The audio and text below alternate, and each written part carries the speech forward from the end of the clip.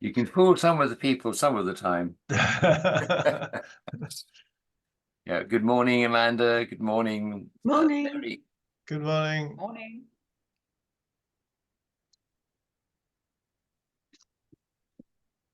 I have just been watching a presentation put on by the climate change experts, including a professor from Northumberland or Newcastle University.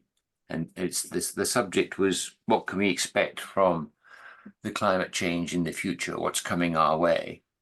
And it was petrifying. Things like,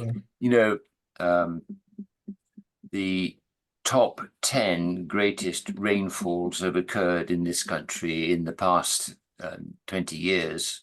And they're greater than seeing anything else before, and they're just going to get worse.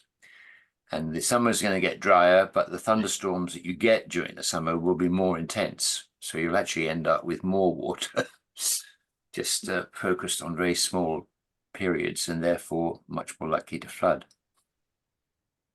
Thank you for cheering us up. Yeah, I thought, well, today will be a gentle, what's the word, a cheerful reminder of what we can do. Graham, may I make a suggestion there? We because of dealing with this all the time, it's really easy to get either depressed or angry and be counterproductive in a way. So Yes. we have this term in the industry, if you like, stubborn optimism. What optimism? Stubborn. Stubborn, yeah. Yeah. So despite everything, despite all the data, and without saying that, because we're already convinced we've got a job of work to do, so we're not going to give up. So stubborn optimism, we can do it, because what's the alternative? Well, yeah, that's for sure. But it keeps our mental health looked after as well. Actually, you do raise an interesting point, which I went to last year's big climate change exhibition put on by The Economist, and they get sort of people together and say what's happening in the world. And the finance people from the big banks and so forth are saying they're seeing a major change because they're trying to fund projects which are going to be 50 years long, and they've never done that before. And they're trying very hard to work out, how do you make money on this, and what's the downside of not funding this? And the answer they've come up with is there is no return on no planet. So if you don't do it, there ain't going to be a planet, so you might as well do it and find the money accordingly. And it was very cheering to know that the banks are beginning to think in those terms, and a bit more understanding when you come and say, I've got this project which is going to last 15, 20 years, and who knows if it's going to work or not. But I thought it was very encouraging that they are beginning to think along those lines. That's interesting. My brother-in-law works for, used to be Barclays, I think it's HSBC now. And as far as I can tell, most of the big investment bankers have completely got their heads in the sand. Oh dear. And yeah, they are looking at a 5-year horizon for return on investment. Well, I guess the news I can give you, Stuart, is that there are some in the industry who are changing their thinking. Not necessarily. Well, that is refreshing. Yes. And but I've just finished reading Donut Economics, and we seem to be a long way from what she thinks is the ideal. Oops. Yes. Amanda, sorry, you got overridden there. No problem. I think we both started at once, didn't we? You know that behind the scenes we've been talking about where I'm a director at Mid Counties Co-op, and we have a connection with Octopus Energy. Yes. And this is the potential for a future session. So I won't steal the thunder, but what I will say in terms of optimism is that there's the partnership project called Unity actually has a fund where we bridge loan to communities for community energy, so that they can get their grants and what have you in place, but they can start up front, because sometimes until you've got started and proved a concept, you can't then apply for funds. So and it's quite large amounts of money, but then this is an energy company. you know, so there is, you know, keep with that stubborn optimism. What's happening is if the banks aren't lending the money, then there are other organisations who are lending the money, even though they're not a bank. Do you have a contact number or name? Yes, I do. I've been talking with Graham about these people coming to talk to us. But basically, if you look up on the website Unity, YOUNITY, it's this joint project between us. So it's Mid Counties Co-op and Octopus Energy. And I will let me get permission to share an email address. But if you go via the website, you'll find it anyway. Either look under Octopus or Mid Counties, or just search on Unity. Okay, thanks for that. You're very welcome. Yeah, That's I'm what trying to we're all get here solar for. PV on one of our council buildings, and keep running into the trying to get grant funding. Is have you done this? Have you done that? Will Exactly.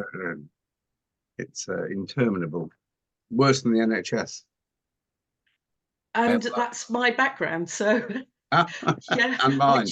I choose my difficult places to work in. Public sector and community sort of background and financing. I'm a political economist. So anyway, enough about me. Back over to Graham. There's a nice note in the chat from Peter about Octopus Energy giving a presentation tomorrow. So good luck. So let me start by welcoming everybody, those people that I haven't actually said hello to directly yet. Thank you very much for coming.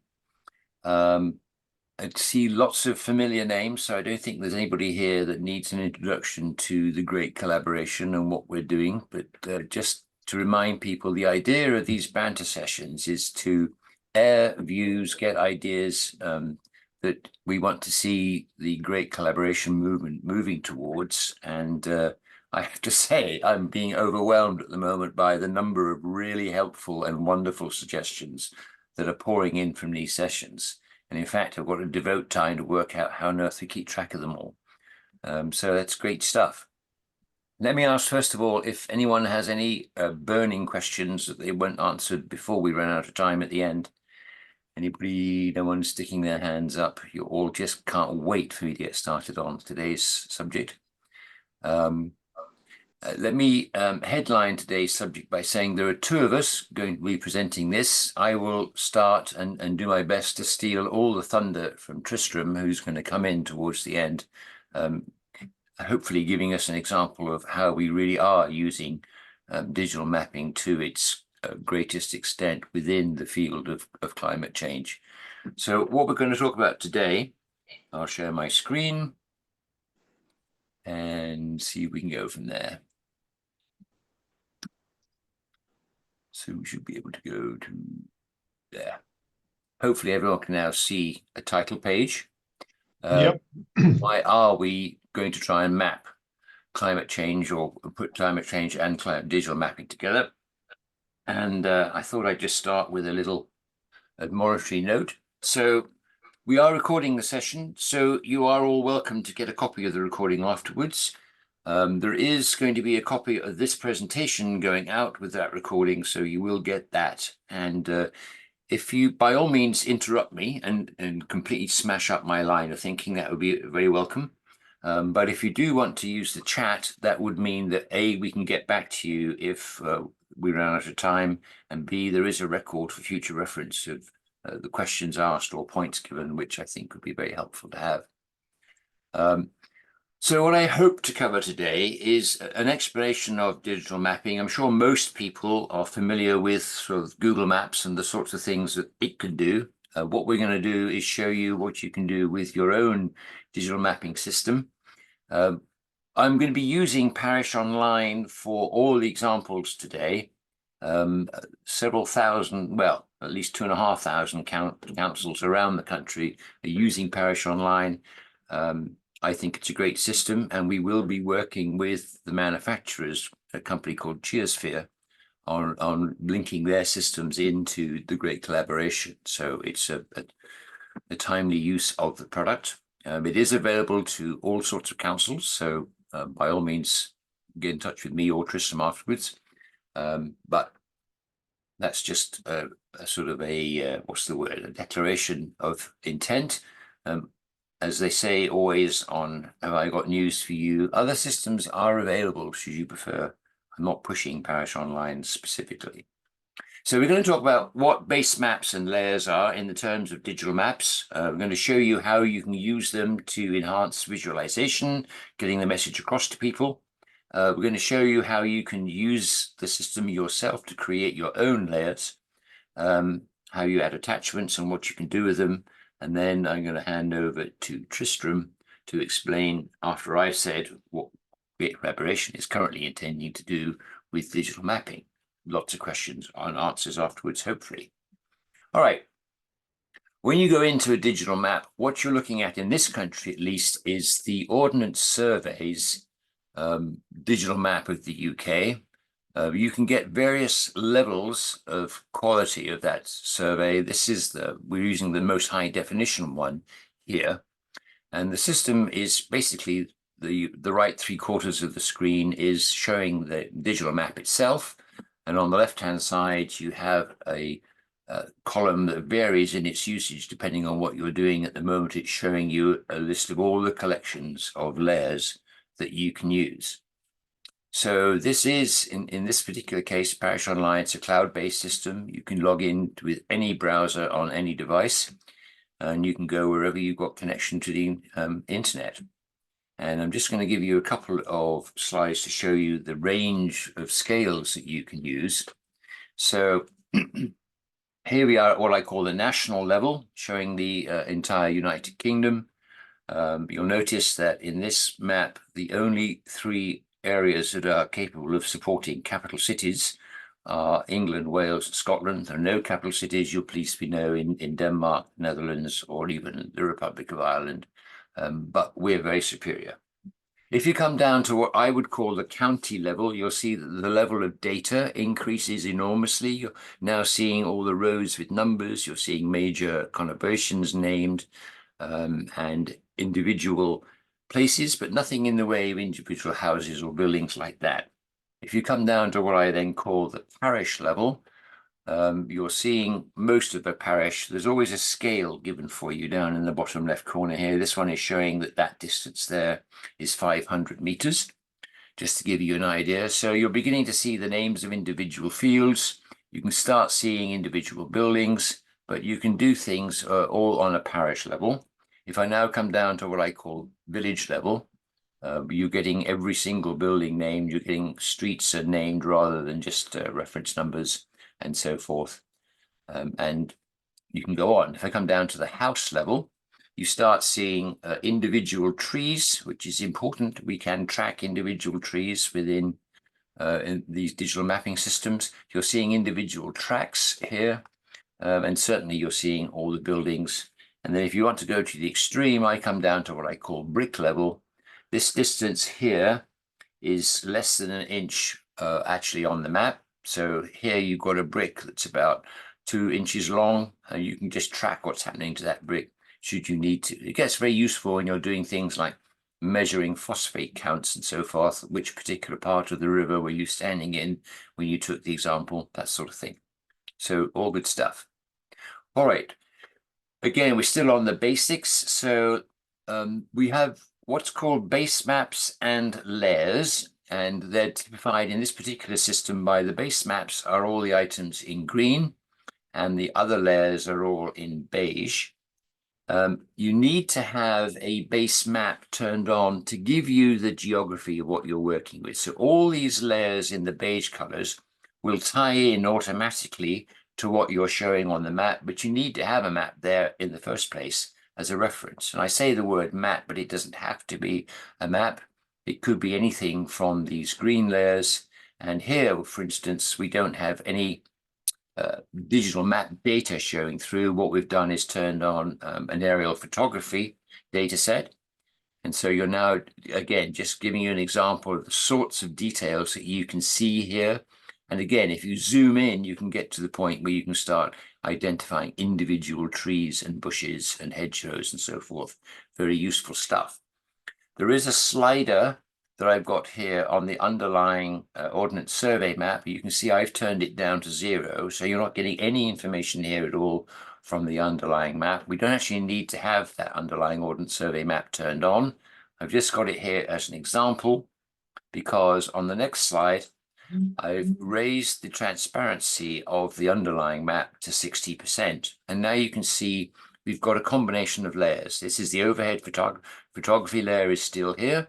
You can begin to see sort of the hills and the areas of growth, but the map is showing through rather more strongly, just to give you a sort of an idea of where you are. If I just showed you that overhead photography, you'd have no idea where we're looking at, but throw a bit of map reference into it and you can start seeing the village name, individual fields and so forth. So the point is really just using a base layer to give you a hold on the geography, and then all these other layers will automatically align themselves with whatever region you're in, whatever scale you've got set, and all the rest of it. Very clever system. And so now we're going to show you how you can bring in extra layers to help you. So this base map is now showing you the middle of Somerset, at the base, at the start of what are called the Somerset levels. And I'm interested in the levels in flooding because they are at or just below sea level, and so very prone to water pouring in. To find out what floods can look like in the levels, I've asked the layers, because there are literally hundreds of these, I've asked them to sort out how many actually depict or deal with floods. So I've typed in flood into the search box. Up come these collections. And I'm saying, okay, I'm going to click on the Environment Agency collection, and it's opened up into these layers. And I'm going to go in to show you what happens in zone 3 when it rains. And lo and behold, 3/4 of our area disappears underwater. So you can see that this is very useful for planning for flood emergencies and things like that. There are all sorts of other layers we'll get into later, which show you, well, I'm sorry, they are here, but you can see how they've depicted flood warnings. They can show you what happens. There's stuff here that is really useful that shows you if you are subject to a reservoir anywhere, what happens if that breaks. So the sort of worst case scenarios, if you will, are all in here. Really, really useful stuff for anybody trying to cope with climate change. So we know how to select base layers, whether they're maps or photographs, and the third-party beige layers. Let's just talk about actually using them. So there are hundreds of layers available. In the case of Parish Online, they've already arranged to import all these layers from third parties, and as I say, there are hundreds of them. And they also have the facility of creating your own layers. So let's give you some examples of those at work. Here I've turned on the infrared map. This was one of the green ones that are turned on. Again, from the climate change point of view, you want to see whether you've made an impact in terms of vegetation by planting your trees or your wet moorlands or whatever it happens to be, but you can track what you're doing.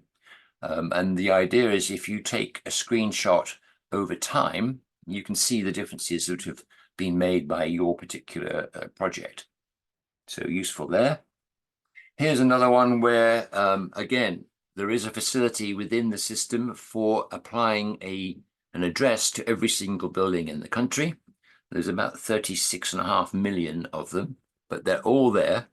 And you can then use these for other things. So the color code tells you what the usage of the buildings are. Obviously, the main ones are residential, but there are obviously commercial ones, and then there's just ones that are recording the use of land. And this is of some degree of the, I don't know why that appeared, sorry. Ignore that one. But that sort of data is available. These are all public records, so there's nothing private being held here. You can click on any one of these dots to bring up in the left column the data of that particular dot that you've clicked on. Other things that are in here which can be useful when we're starting to do projects and you're trying to say, you know, who else in our postal code area is working on this sort of stuff? Well, it helps if you know what the postal code areas are. So I've got those shown. I then show you that you can export all the data from within parish online into a spreadsheet, which is really useful because then you can do whatever else you like to with the spreadsheet, but it's all exportable from the system. Moving on to what's also available, land ownership becomes critical when you're talking about climate change. When you're trying to get projects running, you need to know who owns the land around you. The system has the cadastral plots from the land registry here. If you double click on any of these numbers, it takes you to, in due course, to the land registry's actual own database, where for the simple fee of £3, you can find out the actual owner. So this system will not tell you who the owner is. It just takes you to the place where you can find out where he is in exchange for your cash. But again, very handy to have built into the system. Rather than show you all the other layers available, I just expanded some of them so you can see. So the system contains all the known energy performance certificates. They're again based on each individual house, so you can see which houses do have certificates. You can see what rating they've got on that particular house. They've also done some clever work so you can see which ones are going to give you the best bang for the buck in terms of increasing the score on the that's the word I'm looking for, insulation levels. And the government has said, you know, by 2035, they want every house in the country to have a level C insulation level if they can get it. Energy performance. This one will show you which houses are most easy to get to C. So if you're a council looking at spending money or trying to get your community to save money in the most cost-effective way, this area of information would really help you. Down here, the Friends of the Earth have got their data sitting in the system, and we'll be showing you later how you can use this, but both woodland opportunity and tree canopies are things that climate change people are very interested in. The data is already built into the system. Clearly, I think I don't really need to explain these. They're just all there. Ditto for natural England. When you start sort of wondering about how do you protect hedgehogs or what you do with great crested newts, they're all in here. If you're building land corridors to help biodiversity and stuff like that, again, the information is all built into the system already. Fabulously useful. Just gave you a few more. So I think most of these are self-explanatory. But I like this one about the bathing waters. I live on the Isle of Wight, where we have major issues in all these floods and rainstorms of sewage pouring into the sea around the island, and sort of surfers against sewage are really potent here. But of course, I think there's a movie, the one that Amanda was talking about earlier, that was showing you what's going on more inland, and they're talking there about the state of rivers and their problems with the sewage and so forth. So all really helpful, entertaining, useful stuff for those of us involved with climate change. So I've moved on now to show you what you can do with creating your own layers. Here in Bembridge, we decided that we wanted to fund some public charging points for EVs. But the question then became, where do you put them? Where do you need them? And so it became necessary to work out which houses have got driveways and therefore can support their own personal EV charging points, and which ones don't, and in which case it's probably unlikely that they'll be having a charging point anywhere near them. So what we did was we took the address space data and we added a few fields to it so that we could record whether each house had a driveway. And then all the houses that had driveways, we got the color code to change them to green, and all the houses without driveways became reds. And you can soon see that there are clusters. And so it becomes very useful to know it's sensible to put a charging point here and a charging point here in the middle of the red clusters, because you're going to support the greatest number of people. Lots of other things you can factor into this. So before you can stick a charging point in, of course, You have to know whether there's the physical space to do it. And then you need to know whether the electrical people can supply the power there. So it would be very nice if the national grid could have a layer within your mapping system.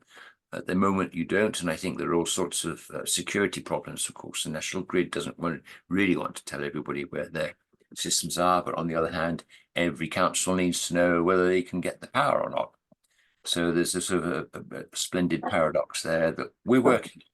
But the idea was just to show you how you could use a digital mapping system to apply to your own particular project. In this case, the project is public charging points. There was something else there I was going to mention, but I've passed me by. So that's one example. Another example, rather topical in these days of flood waters, we tracked who is being flooded. And again, from having an individual record for each building, you could then say, so in that building, is there anybody who's particularly vulnerable? People who are using electrical power for their kidney analysis systems or the dialysis or whatever. Of course, the electricity companies already know who these people are, but they don't know when the flooding is about to occur down your particular street, and you need to know which houses is it most important to sandbag, because there are people inside who utterly depend upon their electricity. They cannot have water inside the house if possible. We also chart, for instance, who's able to help. So you put a color coding in for those who are sort of readily available with their boats or their all-terrain vehicles or their high SUVs or whatever, who can come and help through thick and thin to sort out. So really, again, useful stuff. You can export the same data here into a spreadsheet and give everybody a spreadsheet, or give it to a map to the people who are actually going to get out there. Tell them where to go and paddle to help these people as the water pours down. Again, you can use the environmental agencies' maps and so on, layers of data that are already in the system to show you where you can expect to flood first. They will give you all the water courses. They will give you the historic data where there used to be water. You know, we're all seeing this issue at the moment of floodplains, and you wonder why on earth people are building on floodplains, but you can go and look at the maps and see where the water flooded last century, the century before then, where there used to be a stream, but there's no stream visible now. Just because it's visible, it isn't visible, sorry. Doesn't mean it isn't there any longer. It's just gone underground. It will delightfully show itself as soon as the water level rises. So all good stuff for, hopefully, for using digital mapping with climate change. So one, I think, crucial advantage to digital mapping is that you can tie attachments to the specific record that you're looking at. So in one village that I was involved with, the tree charter people said, we are delighted to give you free 50 tree saplings that you can plant, and all we ask is that you keep a track record of where you've put them and what you've done with them. So what we did is we said, okay, we're going to plant 25 of them here, and I need to see what happens to them. So if I click on this record, it'll bring up the column on the left, and here I can add attachments. And in this particular case, we've put in some photographs. So if I click on any one of these, up will pop the photograph. And you can see here are the little saplings as we put them in. They were given a polythene tube to prevent them from being eaten by local animals. We gave them nice straight stakes so they could grow up vertically and tall, and they knew which way to go. We put in the water here to prove you that it really does flood in this particular part of Somerset. And then, because these are very young and immature saplings, we gave them a mummy to look after them, make them feel that they were nurtured and cared for and looked after. And then you can see as you do this on an annual basis, you can track the growth of the trees as they get planted out into other areas, as they go too big to stay here. Again, you can enter them into the mapping system and keep track of them. And in 100 years' time, when the tree charter people, who are now old and hoary and full of years, you can tell them that particular tree that you gave us back in 2020 is now 100 feet high and has absorbed X amount of carbon. You've really done a good job. Thank you. So it's just a way of showing how you can track things through time and build up a picture of how successful your project has been. As you mentioned earlier, you can probably tie this in with the infrared map, and you can see how the growth has changed. So the canopy cover has changed as a result of this particular project. So let me just summarize what we've done so far in trying to show you what you can do with digital mapping and tying it in with climate change. Within great collaboration, I'm hoping that we're going to make the whole thing integrated so that you can see from within the Great Collaboration website, you can enter your own data for your own particular area. For those of you who've got Parish Online, you can do it all there. It'll all come back to the same place in the end. If you're working with other communities around you, if you decided to get together with other people who are doing climate change, then you can share data with them through your mapping system. You can find out who else is working on issues by just checking in the map that we'll intend to put, these are all the places that have declared climate emergencies, these are all the places that have got climate action plans, and you'll be able to filter on size and okay, so if you're a city, Manchester, and you're trying to see who's facing the same issues, you want to look at cities. But if you're a tiny little 400 house parish in the middle of the country, your issues are going to be very different. But what you want to do is get answers that will be appropriate to you. And that's what we're going to be looking to do at the Great Collaboration. So hopefully this has given you an idea of the thinking behind why I'm seeing the two are inextricably linked. But now I'm going to hand over to Tristram, an example of what he's doing in his area, and then we'll come back hopefully for a whole bunch of questions. So Tristram, I'm going to stop sharing now and pass it over to you. So I cannot start share screening while I've got. Oh, okay, sorry. Let me try again.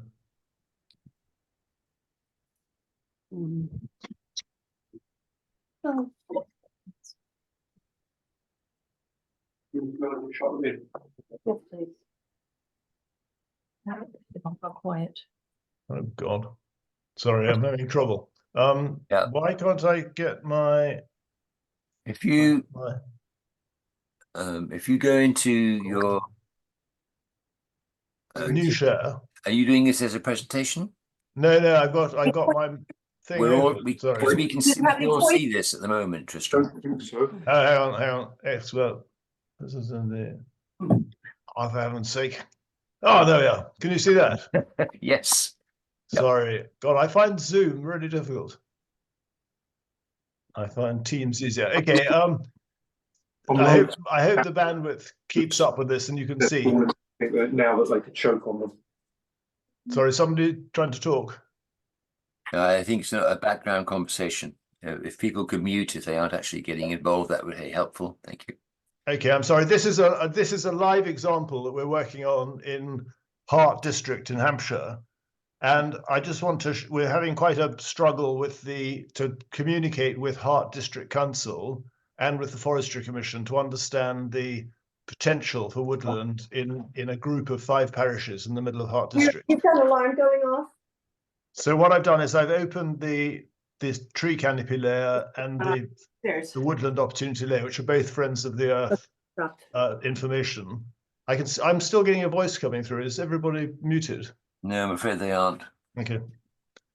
Okay, so the first thing is the Friends of the Earth have provided a map of all the trees in the country, which is quite detailed and very useful. So the very first thing we did as a parish was we opened this layer and we said, where are the current trees? Because that growing trees, planting trees next to existing trees is a good thing, and connecting stands of trees is a useful thing. So straight away at a parish level, you can start to say, well, we can see that there are rows of trees here in a hedgerow or along a road that could do with strengthening. So that immediately gives you some clues of where you should be planting trees. The next step is to look at the woodland opportunity which is another data set that's been produced on a national scale by Friends of the Earth and is in your Parish Online account. And what that does is it says these areas that are in the horizontal hatching have the most potential for trees. So there's no higher level ecosystem. So it could be that this was in this area which is not available, that could be a grassland habitat. It could have other priority uses. So the Friends of the Earth ecologists have said, well, we're not going to put trees there. But these at first glance look like good places to plant trees. So the second step, if you think of a parish, the first step is to say, where are your trees at the moment? The second step is to say, where is it likely that we could plant trees, and that would be a good use of land? The third step is to look at your neighborhood plan and your local plan to say, well, where are other areas where there's going to be infrastructure or new housing that wouldn't be suitable for woodland? So in Parish Online, you would put in your polygons and take those areas out. But the next step, which I think is very critical, is to overlay the land ownership. So what we've done here is we've put on some landowner status, and we've talked to people. So we said where we've got opportunities, who owns that land, and might they be interested in planting trees and being involved? Because usually a council owns very little land themselves. So in my own parish in Winchfield, there's no public land at all. In the neighbouring parish, Odium, there's tiny little areas of land that the council owns. So we think the council needs to work very closely with the local landowners and say, is there interest? And we've got on this map, we've got a color code. So these landowners, and by the way, this is rural data, so please, I'm probably breaking all sorts of GDPR rules, so please ignore the ownership. But these owners basically might be interested. If the land ownership is in red, it means they're not interested, so that's a definite no. But we've already discovered 2 landowners who have got quite big areas, a couple of hectares, where they are very interested in planting trees and trying to apply for Forestry Commission grants. And there are lots of grants available for planting woodland of one sort and another. So the logical process is you say, where is there an opportunity to plant trees, and where are landowners who are interested in joining in? And the very interesting thing about this is both these landowners and this one they've got no specialist knowledge. They've never thought of planting trees before. They've always assumed that it's that their land is too small to be of interest. But the Forestry Commission have a plan to triple the rate. It's a thing called the England Trees Plan 21 to 24. And the idea is to triple the rate of reforestation from 10,000 hectares a year to 30,000 hectares a year by 2024. And they are dismally failing to hit those targets. So they want to invest £100 million a year in achieving that target. And they are really interested in this approach because they've said they've never dealt with these small landowners. And from their point of view, if you could aggregate some of these together and say, well, if you're thinking of harvesting or planting or maintaining forestry, these landowners will probably want to outsource it, but you can outsource it to a single company to create, to use a couple of or 2 or 3 areas of woodland that might be contiguous. And so, quite interestingly, up here, we haven't yet talked to these people, but these people here, the Potters and the Sleepers, are interested in joining me. Actually, this is my land in a sort of joint project. And so the Forestry Commission is really interested in that idea, and they're supporting it. So that's as far as we've got. But on the next week, we're talking to Hart Council, and this Hart Council has 14 parishes. I haven't actually. Let me just put on the where am I?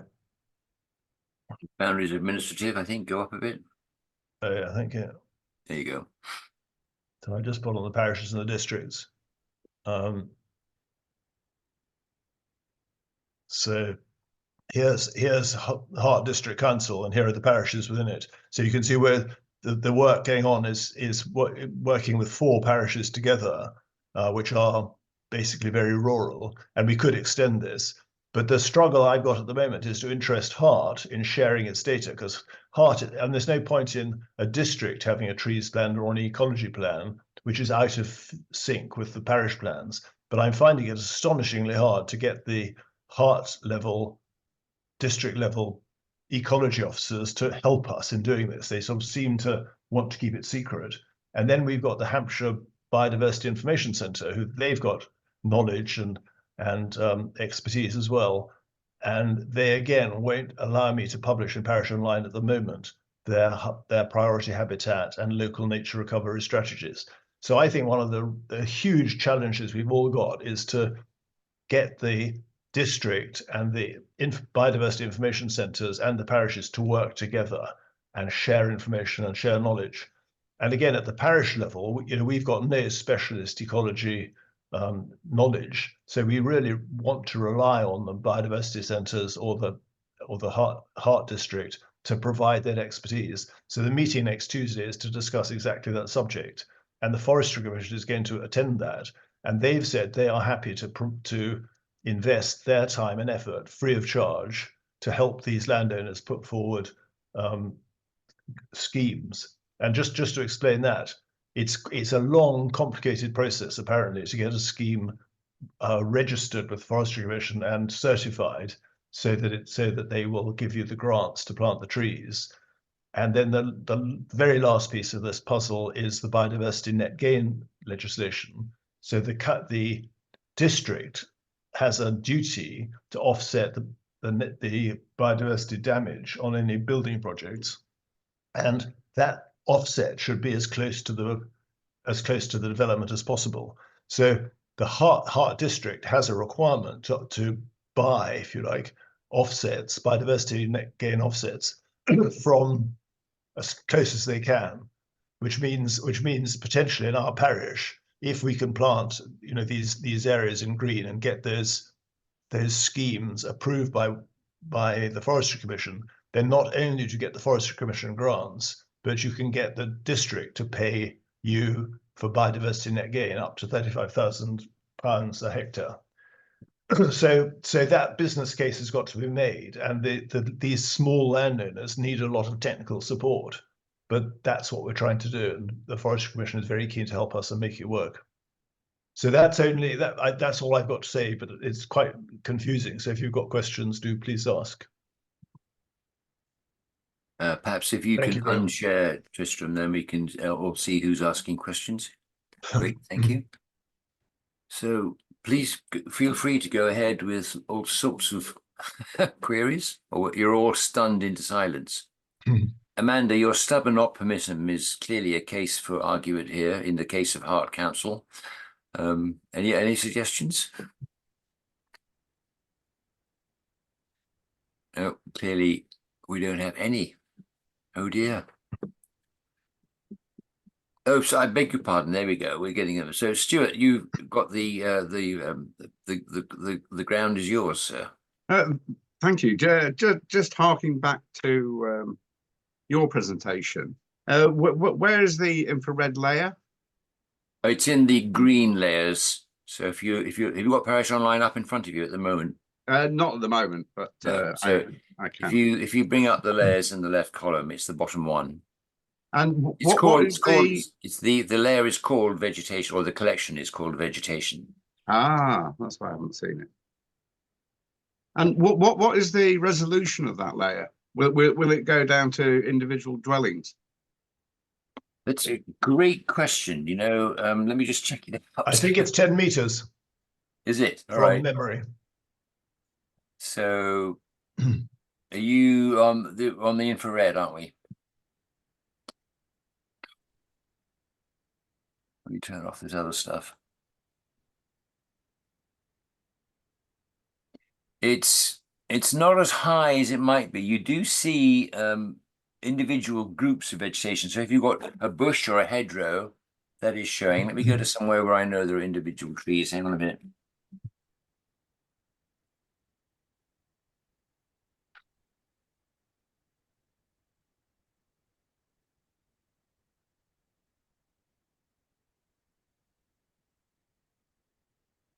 Just zooming in, bear with me a second.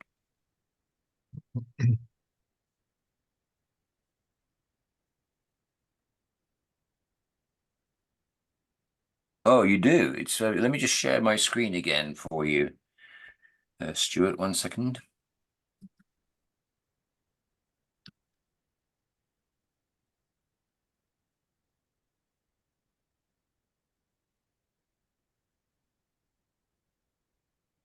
So I'm now looking at. I know there's a barrier of trees across here. This happens to be a sports field, a recreation ground, and we've dedicated some of it to improving the wilderness areas, if you will. So this is sort of quite high resolution now. I'm down to this line representing 50 meters. So interestingly enough, if I come across to here, here's a big area of trees around the sports area. So you can indeed see the individual vegetation there. You actually, if you go back to, if I turn off the infrared and I go to the aerial photography and catch up with that, and bear with me whilst the internet does its thing, you can see this area now is showing up, and that you can zoom in a lot further and get the details of the crown's eyes and all sorts of things. And we're still waiting for it to catch up with my zoom. But you can see the combination of the overhead photography and the infrared, which the infrared will give you, the levels of growth at different times of the year. Really helpful. Does that answer your question, Stuart? Sorry. I was thinking more about targeting dwellings. If you could spot various hotspots, you might be able to go and intervene, maybe with some loft insulation and stuff like that. Oh, I think what you're looking at there is an infrared camera that the council provides for you to go and show where your installation is at fault. Yeah, I was just wondering if that layer would help in identifying areas that you should go and look at more closely. I suspect that you're looking at individual buildings, as you suggested, which this you can see why you're saying that. I shouldn't have been looking at vegetation. I don't actually. This is a vegetation infrared map, not a building infrared map. So it's not just infrared. It's a thing called NVDI, which is a normalized vegetation something index. Oh, so right. I don't think it helps you with buildings. Okay. Oh, okay. So thanks, Stuart. Let's move on to Kirsten. Hi, you mentioned pulling new projects together, both in terms of planting trees, but also latterly with different coordination with different layers of councils. Has anyone any experience of where the best place to turn to for someone that sort of facilitates the communications between all of these, the Forestry Commission, the councils, etc.? Is there a core person that can help convene, coordinate? Where's the best place to turn? I think you have to find an enthusiast. So I'm personally. I thought that might be the case, but yeah, I wondered I'm personally trying to push this in my own area. I'd be delighted to talk to you about how you go about it, but I think you have to find somebody who wants to take that on, probably a councillor or somebody. Right. It's not someone like Natural England, for example, might coordinate, or you can try. I've talked to Natural England, but haven't found anybody who. They'll talk to you about advice about what to do. There is a company called Grown in Britain, and another company called, these are all not-for-profit companies, another organization called the Silver Foundation, and one other, but I'm trying to think what they're called. Anyway, those companies are on the same goal of trying to promote woodland opportunities, and they do also they administer a charity grant called HISE, which is Protect, Improve, Extend and Sustain, and that's a grant that's provided by DEFRA. And in Winchfield, we actually won a small grant for them, and they sent out a forestry expert to walk around the area and advise where it would be good to plant trees. So it's slightly the same as the Friends of the Earth data, but they did it. They came and spent quite a time and produced a report saying this is what you should be planting, and this is how to go about it. So that was good. So you can apply for a grant, but you still they won't do it for you. They'll give you a report. So it's still up to you to find a champion to push that then to the districts. Great, thank you. That's helpful. I suspected that might be the case, but I thought maybe I was missing something. So thank you very much for confirming that. Kirsten, And thank you for the pointers to the.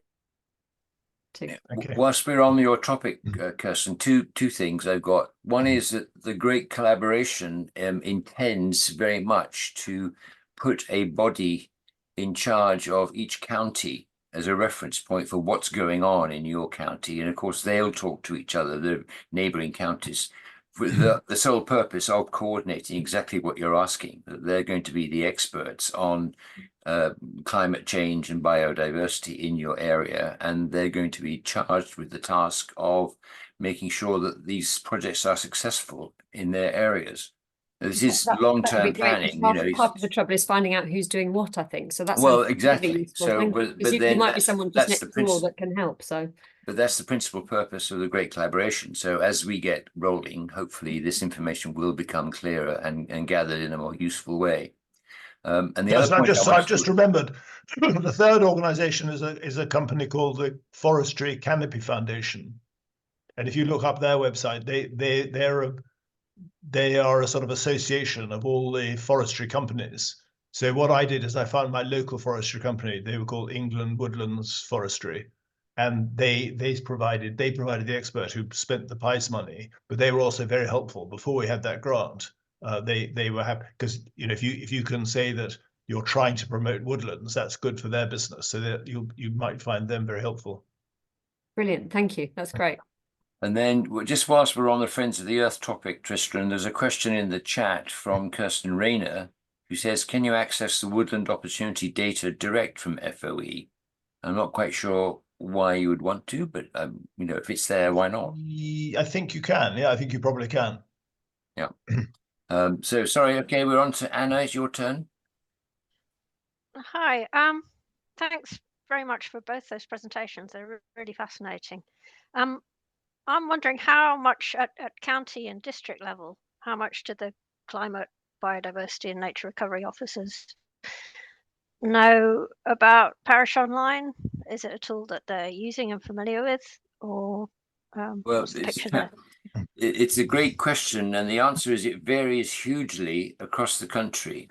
So until recently, I was largely based in Somerset, and they have an extremely switched on person in that particular area. She's very familiar with Parish Online and is actually, she attends quite a lot of these sessions and the Parish Online Banter sessions. So that's one example. And the other extremes, you've got people who have no idea that the system even exists. And to put that into context for you, every county council and every district council will have what's called a geographic information system.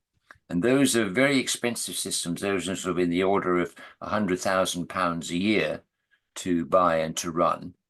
And they are completely astonished when you say, we in our little parish of 500 houses have spent our £70 on our system, which is completely compatible with yours. And all you need to do is export the data and we'll run with it from there. So there's a major education issue, which there's a young man in Geosphere, the Parish Online people, whose sort of life is devoted to getting these big councils off their butts and recognizing that they've got a duty to export the data to us. And we're making progress. But can I just add to that? It doesn't, and it sort of doesn't matter if they don't know about Parish Online. As Graham says, they have their own systems. We've got another system called XMAP, which we sell direct to districts and counties for their GIS work. But if they don't do that, that's fine, because we can communicate with any GIS system, because they all work on compatible formats. So the issue more is, are they prepared to, I find the issue is they almost are frightened to involve parishes too much because they lose power and they want to keep things to themselves and be in charge. I also, the other day, another reason for not doing it is they don't want to be shown up how faulty their data is. Yeah. And certainly out of date. Thank you very much for that question. On to Amanda, please. Hello there. So several different things, and I'll be brief with each. So the first is the usual shout up that I do, that if you're in a national landscape, an AONB or a national park, then there could well be people who are drawing together at this higher level and trying to achieve some coherency strategically. So if you are in a national protected landscape, please do contact them and see. That I know that in the Cotswolds, for example, we've got really good coordination between counties, district councils, less so individual parish councils, but certainly we're not having this protecting sort of our data. It's all about sharing, it's all about consulting on each other's strategies and ensuring they're joined up and so on.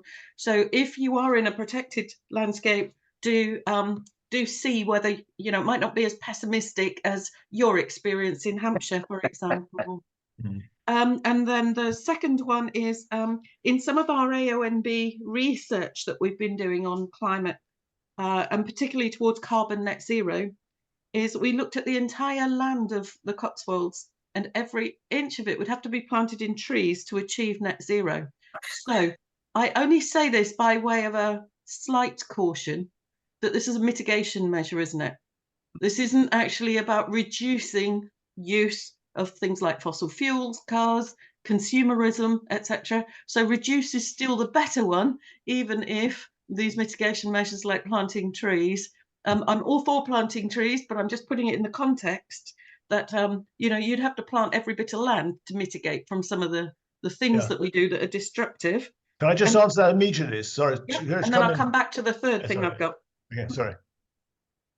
Go ahead. Sorry. Yeah, I was just going to say that, yes, you're right. I think for carbon itself, trees are not the complete answer, but for biodiversity, I think they are wonderful. Yeah, I was just simply referring to the point that was made about when you have developments and the use of the sill and the duty for is biodiversity net gain and the planting of trees, isn't it? And my point was purely in relation to carbon net zero. So thank you for highlighting that. And I'm all for planting trees. If you can, please go too. And number one, my first one, which is not on that same topic, is to do with Parish Online. And that is a couple of useful things for people from different areas to go away and possibly benefit from. Is I know that one of our parish council insurance companies, and I'm going to name names in this environment if that's all right. I think it's BHIB.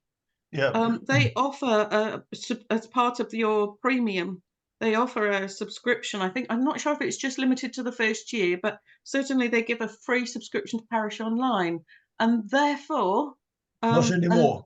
Not anymore. I was going to say, when they did, it was a way that a lot of parish and town councils got it. And now maybe they subscribe. It's like a legacy thing where they've seen how useful it is, and so they continue to subscribe. So those who had insurance at that point through BHIB are, a lot of them, using Parish Online. That's how I came across it as a clerk and as a councillor, and found it so useful that we've continued with the subscription. The other one is that our calc, which in our case happens to be Gloucestershire Association of Parish and Town Councils, negotiated a discount with Parish Online. And if you're a calc, you know, a GAPTC member, so most parish and town councils are a member of a local association of local councils. So it's like the local area office of NALC in a way.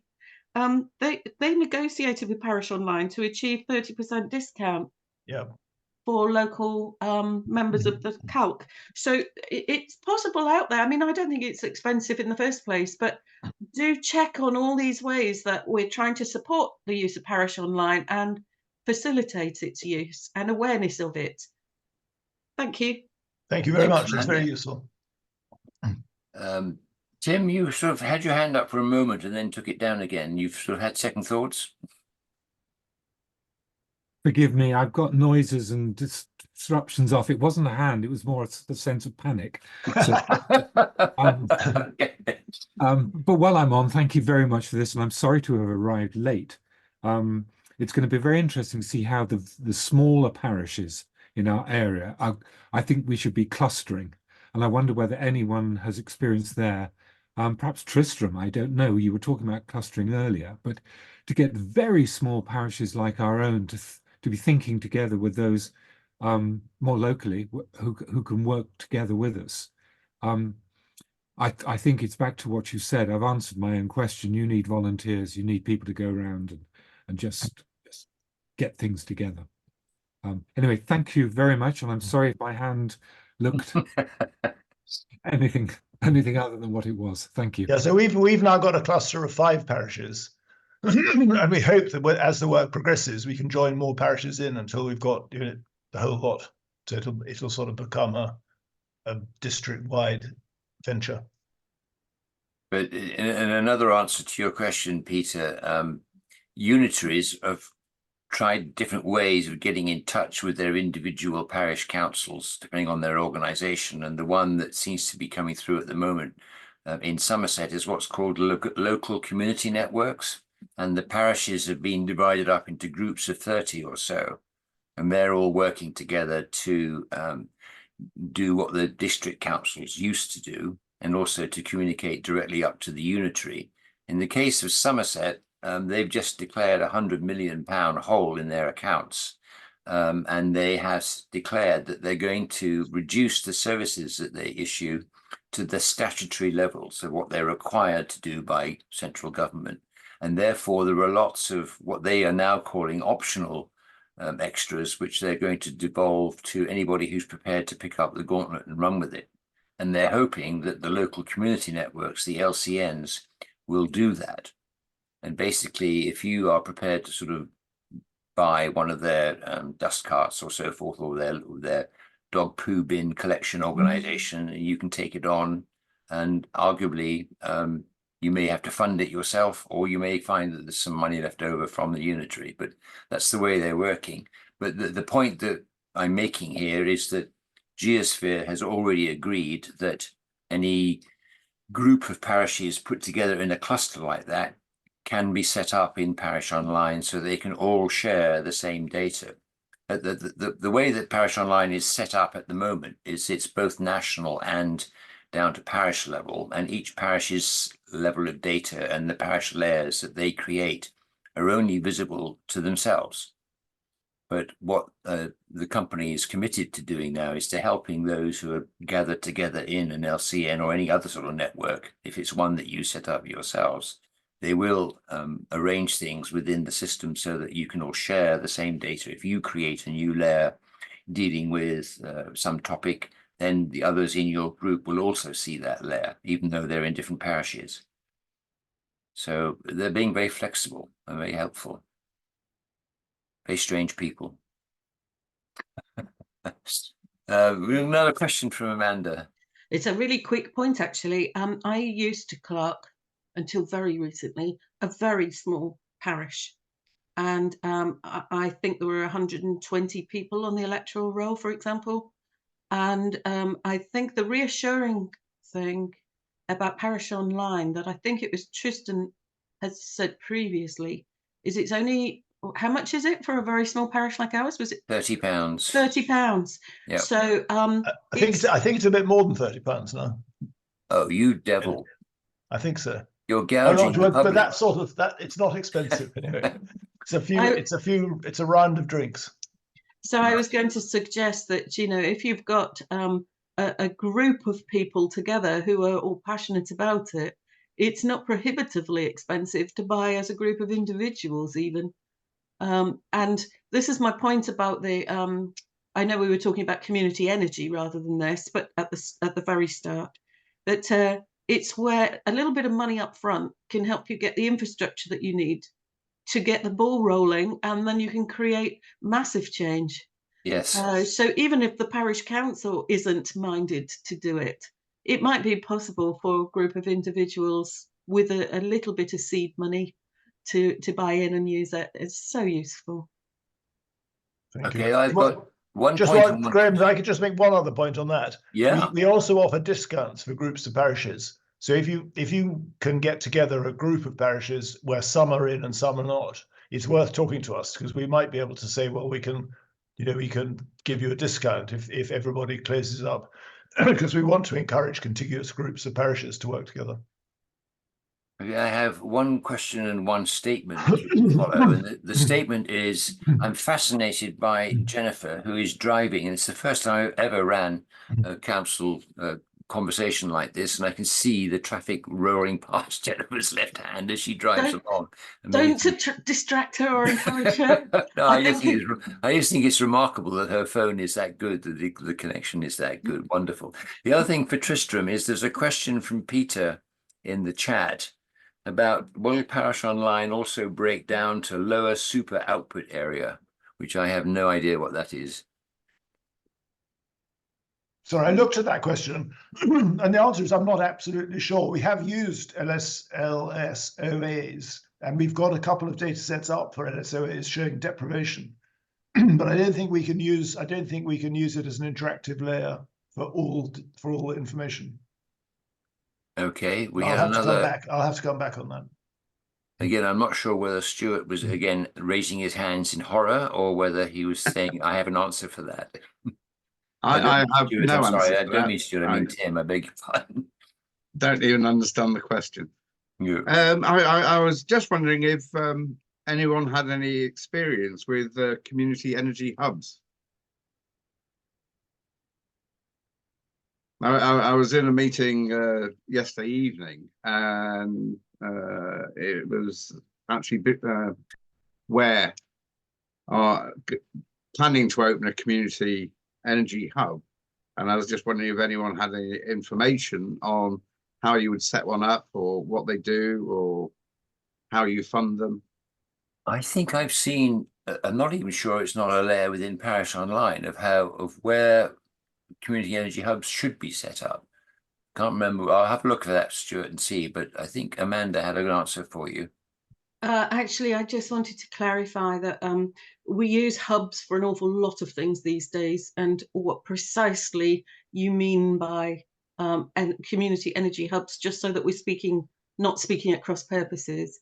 And then when we've got the answer to that, I guess the question is, or the point I want to offer is about this potential for Unity to speak with us, because they do so much work with community energy and can reach out and offer so much to anybody in communities that are wanting to set things up.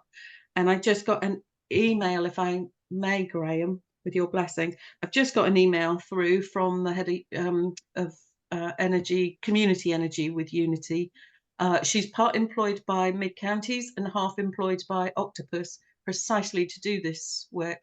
And she said she can't make it for next week, but she very much would appreciate being able to come and speak with us in the future, in the near future, if that would be helpful for people. That would be great. I have been involved in a community energy hub opening in Kendal, and there, together with the local council and a local food recycling cafe, have adopted a building, and we're just putting in some solar PV, some air source heat pumps, insulation, this, that, and the other, in order to demonstrate to any of the community how these things might work and how they could help them in their own sort of dwelling.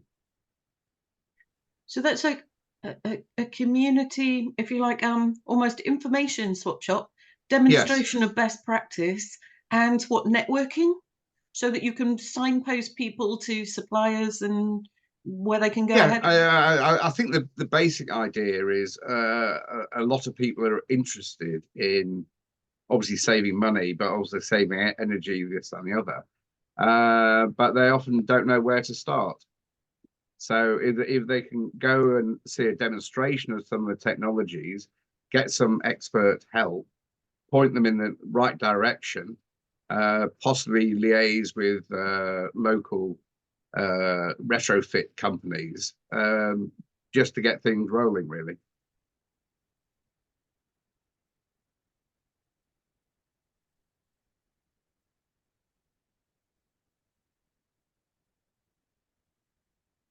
I'm just answering Peter in the chat because I've made a mistake. The INCAT the carbon calculator built into Parish Online is not the one that Peter was suggesting, and actually Peter's looks as if it will be worth incorporating into Parish Online. So I'll take that up with Geosphere later. You've got a hand up. We do have a hand up from Tim this time, right? Let's go for it, Tim. That's a real hand. Yes. Not a panicking hand. Immediately in answer to Stuart, I'd repeat, we're from the Forest of Dean here, and we have working within our community with the council, Forest Community Energy, where we're looking to put particularly solar on rooftops. And we're using exactly those systems that we've been talking about today. An awful lot of research is just being done simply by GIS. But immediately the problem with community energy seems to me partly at the root of government and it being enabled. And I'm wondering whether you've been in touch with the Centre for Sustainable Energy in Bristol, who are very good on this. And would give you some direct advice. I'm sure you know about them, and this is old hat. And the other organization we're working with is called the Big Solar Co-op. And they would all be known to the Centre for Sustainable Energy. It's what I have. Okay, thank you. Thank you. Yes, thanks for that. The Centre for Sustainable Energy, yes, I have been aware of them, but I haven't contacted them. But the Big Solar Energy, I wasn't aware of. That's the Big Solar Co-op. Big Solar Co-op. Right, Amanda, you're being as reliable as ever. Yes, okay. I just wanted to jump in and say, in terms of cooperatives, the clue's in the word in a way. Co-ops try not to compete or tread on toes or have anything that's commercially sensitive. So it would be within the sort of modus operandi of Octopus and Mid-Counties Co-op not to be very supportive of anything that's got co-op in it. So we wouldn't be in any sense competing with the Big Solar Co-op, but look to sort of share and spread out. It's more of a values-based rollout, and would look to collaborate, if you like. So if anybody was thinking, hold on a minute, there are co-ops here, and you know, are the big boys and girls of Octopus going to come? And that's not how we work. So reassurance, but I mean more if we get a session in the future, that you can see how it's all about collaboration. Great, thank you. Well, ladies and gentlemen, we've overrun our theoretical time, and so thank you for that. And if anybody else has anything they wish to raise, you have 3 seconds in which to do it. Otherwise, I will say thank you all so much. Thank you very much to Tristram for his input, and I look forward to seeing you all again next week. Well, I'm still working out what the topic will be, so if anyone has any suggestions of what they'd like to have. I've got somebody just arrived. I'm scared. Bye-bye. Okay, take care. Bye-bye all. Thank you. Okay, thanks. Thank you. Bye-bye. Thank you.